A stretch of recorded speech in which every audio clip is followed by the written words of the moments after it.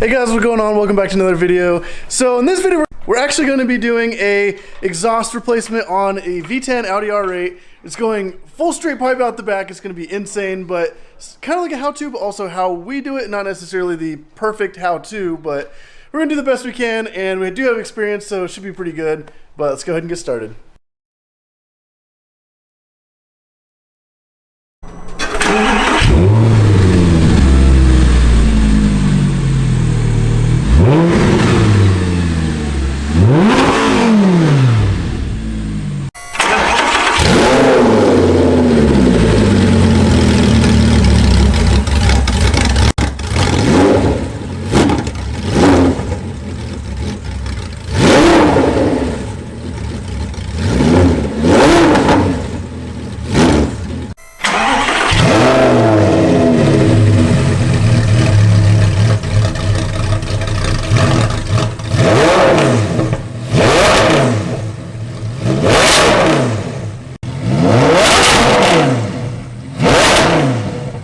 Alright guys, so one of the first steps you're going to have to do is pretty much pull the wheels off. So we're just loosening up all the lugs right now. We're going to jack this thing up on jack stands. And then once we do that, we're going to pretty much have to pull out the wheel well liners before pulling everything else off, but we'll get to that.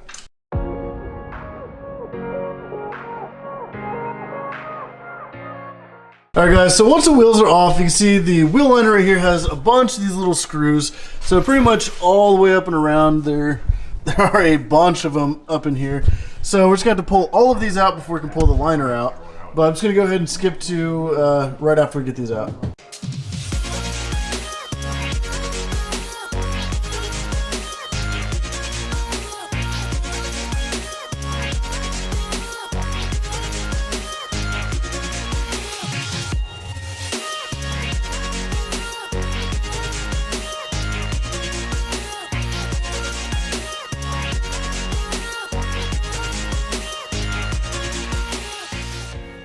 There's going to be one in here, right here. It's going to be the Torx, I think. It's not a socket. It's that Torx bit. Yeah, because it's like right up in the little vent. Yeah. And then there should be one behind each of the little lights too. Find it. So also one of the things we're going to have to do is take off the airbox, because underneath the airbox on each side is where those big clamps are that goes around the exhaust to hold it in place. So that has to come off. There's a few screws right up on top.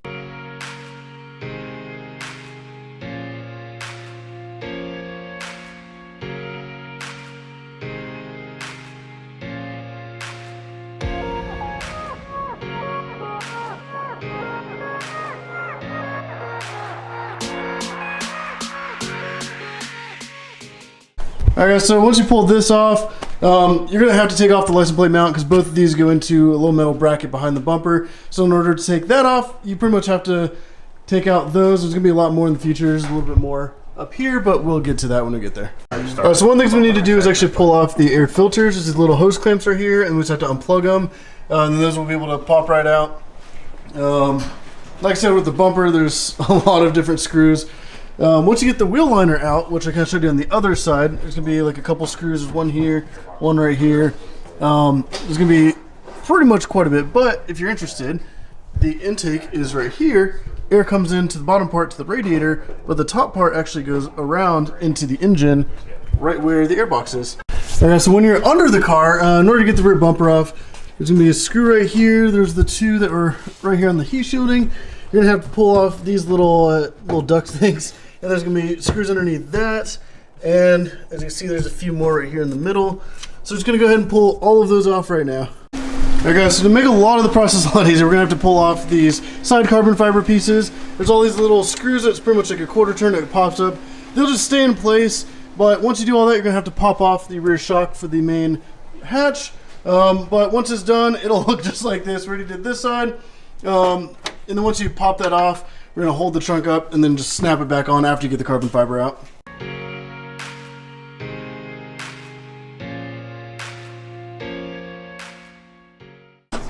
Alright, so like I said before, we do have to pull out the whole airbox. So there's going to be little screws on the side. And then once you pull those out, it should be pretty quick and easy. Like that. It was just stuck. It'll come on. And right here are the little clamps, the infamous clamps that people usually have to like hammer off. So hopefully it's not too bad for us, but we'll see. Alright guys, so whenever you're doing this, it might be, actually I'm pretty sure you will not regret buying an extra set of clamps, because when you're pulling these screws off, one of them came off just fine, but the other one, the bolt itself actually snapped. So you always want to definitely prepare in case something like that happens. But yeah, they're right here on either side, so yeah, we'll see how this goes. Is there anything I can help you with that? Alright guys, so the other thing is, up in here there's 4 little holes. So the outer one, there's like a bigger screw head which you can see through there, and then the other one right here. These do not come out of the hole, they're just going to loosen them and they're just going to stay there. But you definitely have to take those out before you can take the rear bumper out.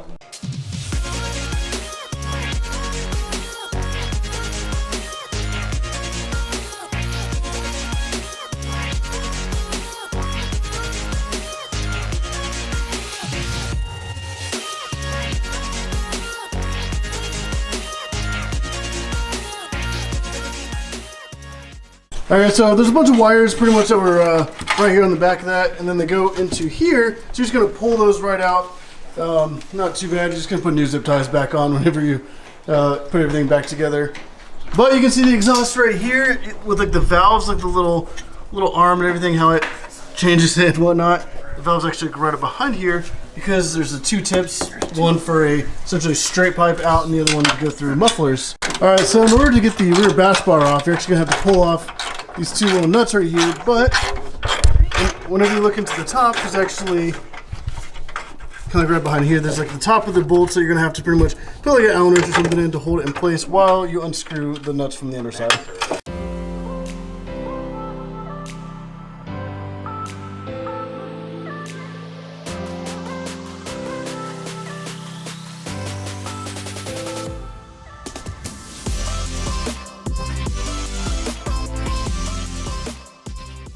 Alright guys, so there's one thing about this car a lot of people don't realize, and that's because Volkswagen and Audi did buy out Lamborghini, and this does show because there is a Lamborghini badge on the transmission, so here it is. Alright guys, so take the taillights out, there's going to be like a little nut in the back here. There's 2 screws on the bottom. So it's going to slide right out, and then all you have to do is unplug it, and the taillight is out. Alright, so there's these giant bolts right here that pretty much hold on the exhaust, so we're going to have to take a socket from the inside, pretty much get on the end of that to be able to pull those out. And then there's 2 more right in here that we're going to need to take out as well. And then once we do that, then we should be able to essentially pull off the entire exhaust. So the mufflers and the heat shielding, all of this essentially comes off as one big giant massive piece. And then there's going to be one more screw, like a little bracket thing right here, they're going to also have to pull up. Alright, so in addition to everything else to take off the exhaust, there are 2 more hangers, one on each side, right here on the bottom.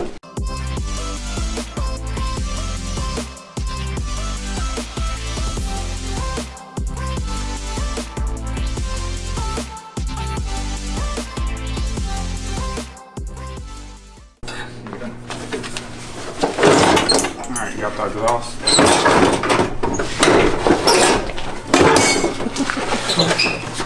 There is the massive, infamous exhaust. Oh my gosh. Good Lord. Oh, that looks so good though. Get back behind there.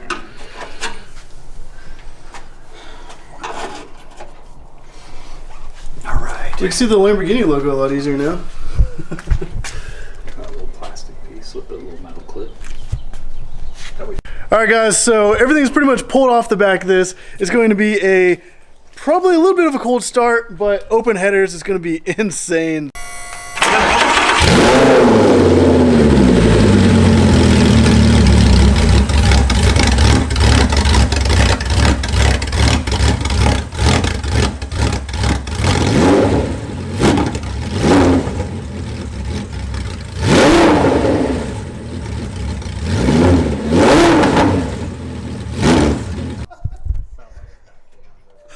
That was amazing. Wow. That's the madman right there. Woo, that sounded so good. It was awesome being able to see the throttle bodies open up a little bit. Oh man.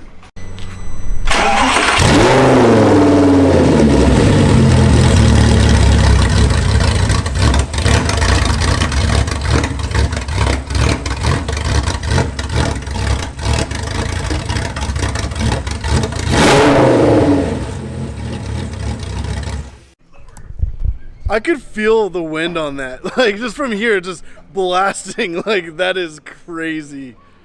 Woo! So just imagine if that was like the permanent setup. That could be insane. But the new setup is pretty much open all the way through after that, so it should still sound very similar to that. So it's doing a little bit of a mock-up right now, but you can kind of see what it looks like. And man, that looks so smooth. Like wow! Like this is gonna be insane once you get everything put back together.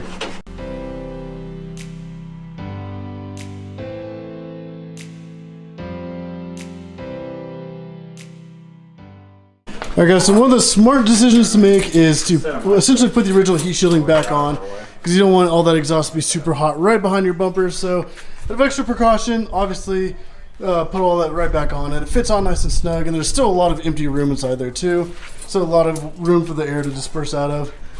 But next step is to try to get these new clamps back on, since the old ones are pretty much impossible to reuse. So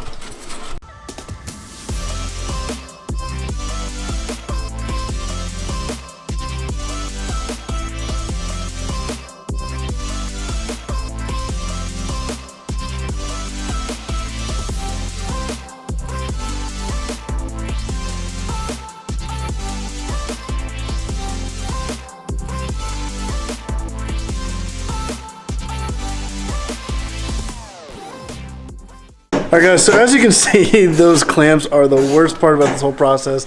They're the hardest to get off, they're the hardest to get back on.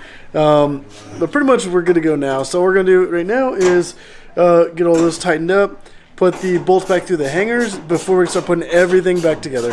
Alright guys, so you guys heard the initial cold start, and then a startup with open headers, and now here's a startup with the exhaust on.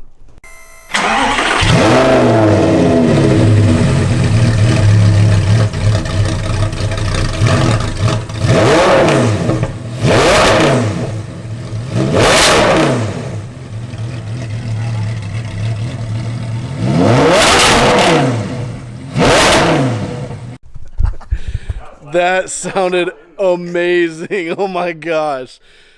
Wow. Alright, so that sounded absolutely insane. Once we get everything hooked back up, we're going to be able to see what it sounds like in the end. But we got all of these parts to put back in. It's going to be a long process, but it's just going to be awesome. Alright, so as you can see, this whole thing right here definitely needs to come back in order to get to where the giant bolt goes into the exhaust. So there's 3 bolts in that, but in order to really get it in and out, you're going to have to pull down the heat shielding quite a bit just to be able to kind of work this up in there. Alright, so now that the pretty much the air filter's back on, the mouth sensors, we're going to see what the idle is like with everything hooked up.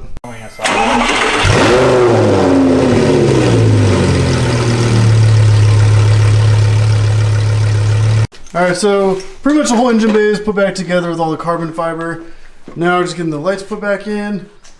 Pretty much hooking everything else in from underneath, and all the little screws and bolts everywhere they go.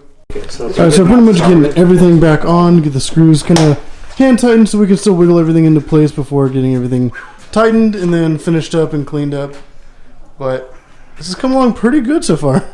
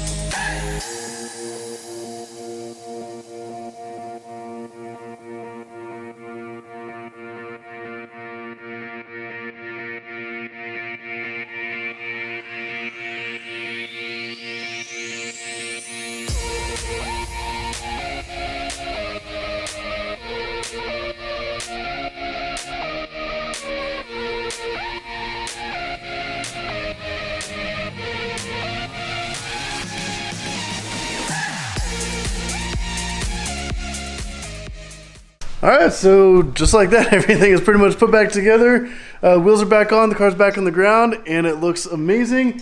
And now it sounds incredible.